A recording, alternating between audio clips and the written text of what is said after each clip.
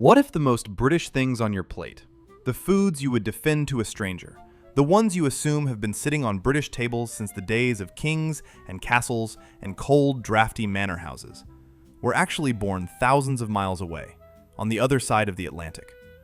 What if the little muffin you toast on a slow Sunday morning, the beans you pour over that toast, and yes, even the cup of tea you would call the single most English thing in existence, all came from somewhere you never once suspected? Britain has spent a very long time quietly believing it invented comfort, and a surprising amount of that comfort turned out to be stamped in tiny letters nobody ever bothered to read, made in America.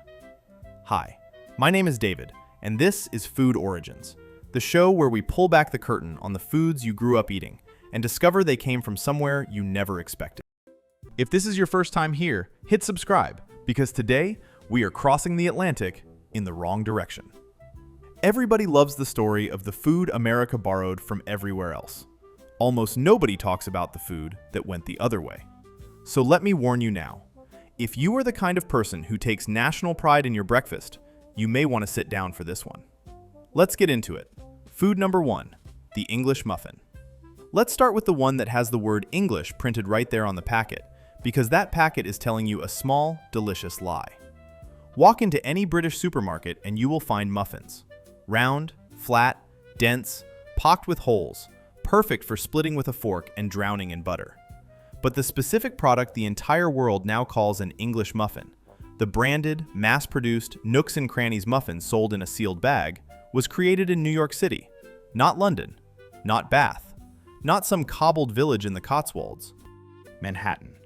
The man responsible was Samuel Bath Thomas. And here's the twist that makes people laugh. He actually was English. He emigrated from Plymouth in Devon, and in 1880, he opened a small basement bakery on 9th Avenue in New York. There, he started selling what he called toaster crumpets, cooked on a griddle rather than baked, so that when you tore them open with a fork, instead of slicing them with a knife, they revealed that rough, craggy interior. Those craggy hollows, the ones that trap melted butter like tiny reservoirs, became the entire selling point. He marketed the texture. He gave it a name. He built a company, and that company, Thomas's, still sells those muffins by the millions today. Here's the detail that stops people cold. In England, nobody calls them English muffins. They are just muffins. The word English got attached on the American side of the ocean to tell them apart from the sweet, cakey American muffin that had taken over the word. So the name English muffin is itself an American invention, coined by Americans, to describe a product an Englishman perfected in America, and then sold back to a country that assumed it had owned the thing all along. You have been eating a New York breakfast every single time you thought you were being traditional. Britain gave America the baker. America gave the world the muffin. Food number 2, Salisbury steak. Say the name out loud and it sounds like an English aristocrat. Salisbury. There is a Salisbury Cathedral. There is a Marquess of Salisbury, who served 3 separate times as British Prime Minister.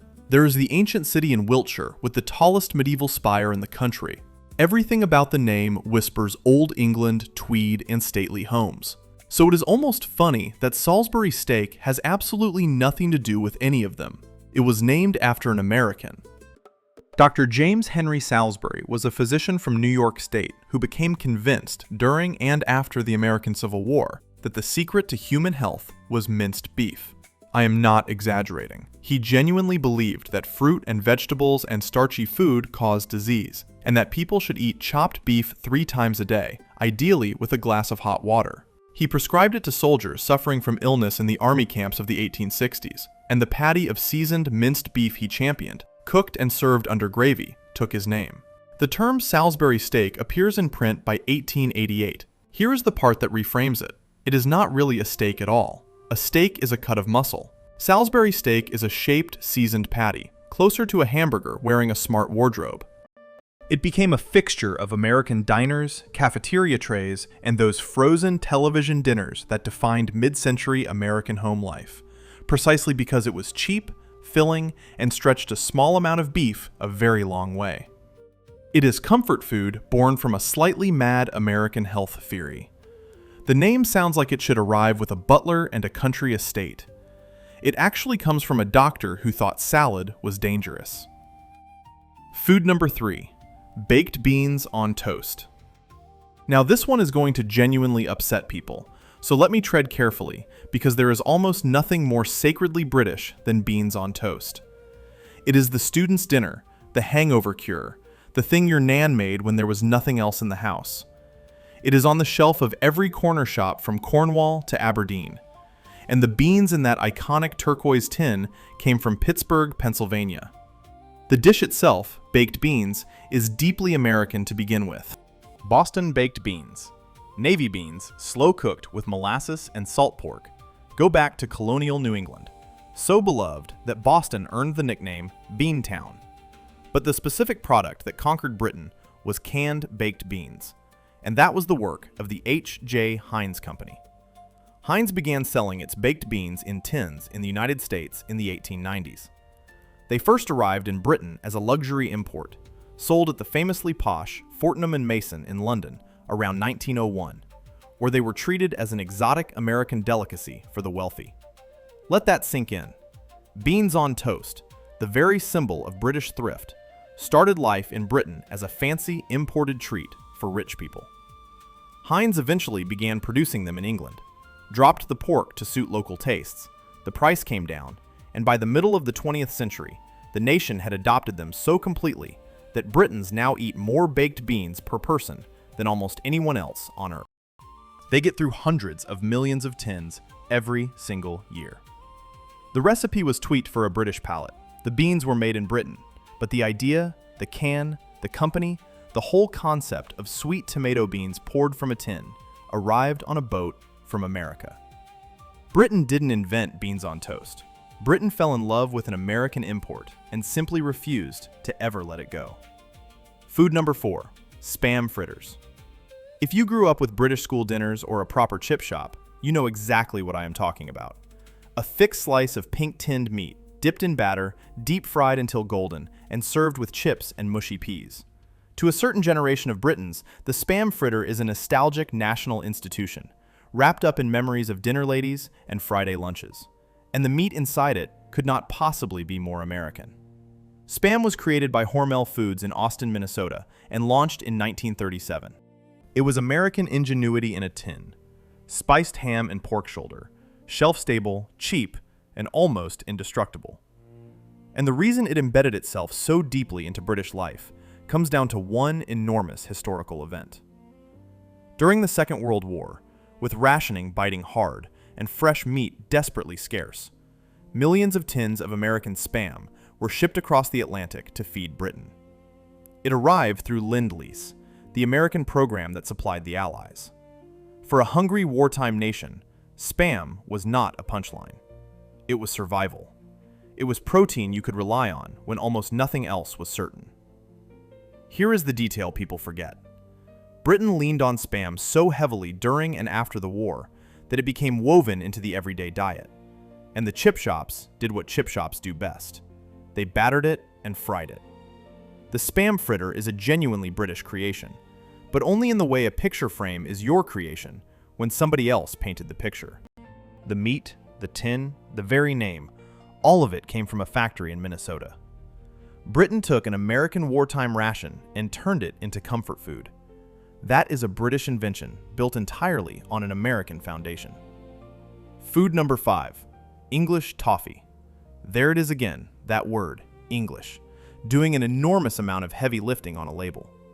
If you have ever bought a chocolate bar with a buttery, crunchy, golden center described as English toffee, or eaten a tin of the stuff at Christmas, you have almost certainly assumed it came from Britain. It has the name. It sounds like something wrapped in a tartan ribbon and sold in a seaside sweet shop. But English toffee, as a specific named product, is largely an American thing. Here's the confusion. Britain absolutely has a long, proud toffee tradition.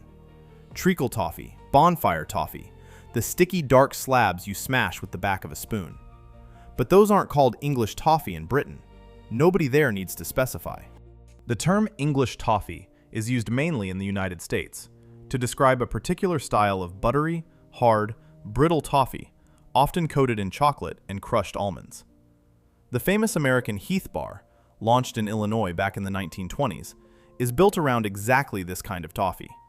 And that flavor, that crunchy, buttery brittle that shows up in American ice creams, coffees, and sweets under the label English toffee, was shaped and popularized in America. Here is the twist that catches people out. When Americans say English toffee, they are not naming a place of origin. They are naming a feeling. English suggests old-fashioned, refined, high-quality, traditional. It is marketing dressed up as geography. The British don't call it that, because to them, it is just toffee. So the next time you see English toffee on a menu in London, there is a decent chance it drifted back across the Atlantic, wearing a name that America gave it.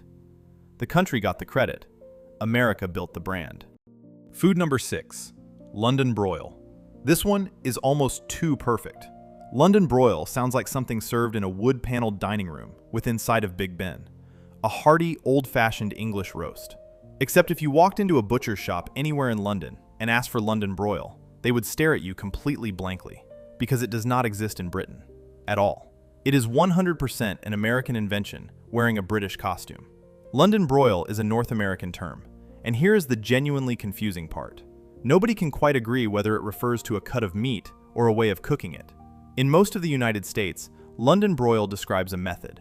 You take a tough, cheap, lean cut of beef, usually flank steak or top round. You marinate it hard to break down the fibers. You sear or grill it fast over high heat, and then, crucially, you slice it very thin across the grain to make it tender. The name appears in American cookbooks and butcher shops in the early 20th century, and it spread across the country as a way of making an inexpensive cut taste like something special. Here is what makes it such a beautiful little con. There is no broiling in the British sense. There is no London, and arguably, there is no steak. The word London was attached almost certainly because it sounded sophisticated, the same way American restaurants slap French names on dishes to make them feel fancy. It is a marketing flourish. It is aspiration on a plate. A cut of beef that nobody really wanted, cooked by resourceful American cooks, given a grand English-sounding name to help it sell. Britain never made London broil. America named a bargain after a city it had never once cooked in. Food number 7, chicken a la king. Now this one really sounds like it belongs to British royalty. Chicken a la king. You can almost picture it being carried out under a silver dome to some Edwardian monarch in a palace. Diced chicken in a rich, creamy sauce with mushrooms, sherry, and pimentos, served over toast, rice, or pastry. It practically demands a candelabra. And it has nothing to do with any king, and it was invented in the United States. The origin is disputed, which is always a good sign that a dish is genuinely popular, because everyone wants to claim it. But every single serious claim points to America, and specifically to the grand hotels and restaurants of the American East Coast in the late 19th and early 20th centuries. One story credits the chef at Delmonico's in New York, the legendary restaurant, who supposedly created it for a diner named Clark King. Another credits the Brighton Beach Hotel on the New York coast, where a chef named George Greenwald is said to have made it for the hotel's proprietors, a couple named King. A third points to the Bellevue Stratford Hotel in Philadelphia. Notice the pattern. Every version involves a person or a family named King. Not a monarch, a surname. Here is the detail that gives it away. The a la king is a joke, or at least a flourish. It means, in the style of king, referring to the people, not to any crown. Yet because the dish became so associated with fine dining, and because a la anything sounds French and grand, generations of people assumed it was old European aristocratic cuisine. It became a staple of American banquets, ladies' luncheons, and eventually those convenient tinned and frozen versions in the mid-20th century. A humble, creamy chicken dish from a New York hotel got dressed up in borrowed royal clothes, and half the world fell for it. Food number 8, the club sandwich. The word club does a lot of quiet work here. It conjures the image of a London gentleman's club, leather armchairs, oak paneling, a butler bringing a plate to a member reading his newspaper. It feels unmistakably British and unmistakably posh. But the club sandwich, that triple-decker tower of toasted bread, chicken or turkey, bacon, lettuce, and tomato, held together with those little frilly cocktail sticks and cut into neat triangles, is an American invention through and through. The club sandwich first appears in the United States in the late 19th century, in the 1890s, and the earliest strong claims trace it to the social and gambling clubs of the American Northeast. One popular story points to the Saratoga Clubhouse in Saratoga Springs, New York, a fashionable gambling resort. Others point to private members' clubs in New York City. The club in Club Sandwich almost certainly does refer to a club, but an American one, a place where the wealthy went to eat, drink, and gamble, not a stuffy old institution in Mayfair. Here is what makes it clever. The double-decker construction, 3 slices of toast instead of 2, was itself a small piece of American engineering, a way of packing more filling into a single handheld meal without it all sliding out. It traveled the world through American hotels and railway dining cars, and because it turned up in the grandest establishments, everyone assumed it had grand old world origins. It did not. It came from American resorts where people played cards for money. The next time you order one from room service and feel briefly sophisticated, remember, you are eating a snack invented for gamblers. Food number 9, the Cornish game hen. Cornish. It is right there in the name. Cornwall, the rugged southwestern tip of England, all cliffs and pasties and clotted cream. Surely a Cornish game hen is some heritage British bird raised on the moors for centuries. And surely a game hen is something ancient and rustic. It is neither. The Cornish game hen was invented in Connecticut in the 1950s. The people responsible were a couple named Jacques Makowski and his wife Therese, who ran a farm in Pomfret, Connecticut. In the years after the Second World War, they were breeding chickens and looking for something new, a small, plump bird that could serve one person as an elegant single portion. They crossbred a British breed, the Cornish gamecock, with other chickens, including Plymouth Rock and Malayan fowl, and the result was a compact, meaty little bird ready in a matter of weeks.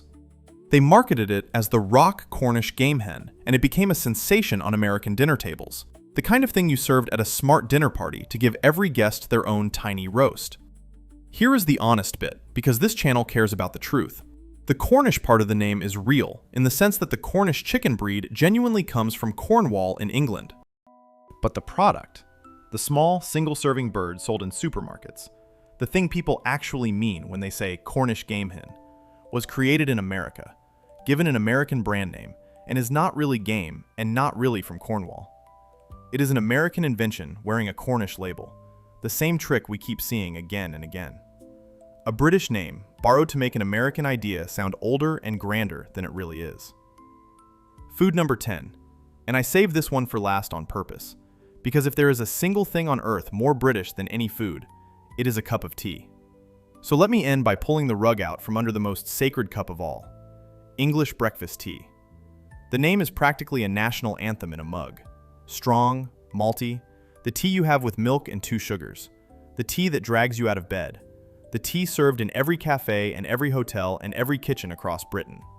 And the blend, the specific thing called English breakfast tea, was most likely named and popularized in America. The strongest claim points to a man named Richard Davies, an English immigrant who worked as a tea merchant in New York City. In 1843, he is credited with blending and selling a tea he marketed as English breakfast tea. In other words, the label was an American marketing idea, evoking a hearty, idealized English morning to sell tea to Americans who romanticized British life. There is a competing Scottish story involving an Edinburgh tea master and a blend simply called breakfast tea that Queen Victoria supposedly took a liking to. But even in that version, the specific phrase English breakfast as a named product took shape and spread through the marketplace outside of England. Here is the beautiful irony. The name English breakfast was invented to sell a fantasy of Englishness. It was Englishness as a brand, packaged and sold. And Britain eventually adopted the label as if it had coined it. And of course, tea itself isn't British in origin at all. The plant comes from China and India. Britain built an empire partly to control it. So the most English thing imaginable, a cup of English breakfast tea, is a Chinese and Indian plant, blended under a name coined by an Englishman working in America, and sold back to the world as the very essence of Britain. If that does not perfectly capture everything this list is about, I honestly do not know what does. 10 foods, 10 quiet little lies on the label. The English muffin from a Manhattan basement, The Salisbury steak named after a doctor who feared vegetables. The beans that arrived as a posh American import. The Spam that fed a nation at war. The toffee, the broil, the king, the club, the hen, and the tea. All of them wearing British names. All of them shaped, branded, or born on the other side of the Atlantic. None of this makes them any less delicious, and none of it makes them any less loved. Food does not care about borders. It never has. It travels, it gets adopted, it gets renamed, and after a generation or two, everyone simply forgets where it came from.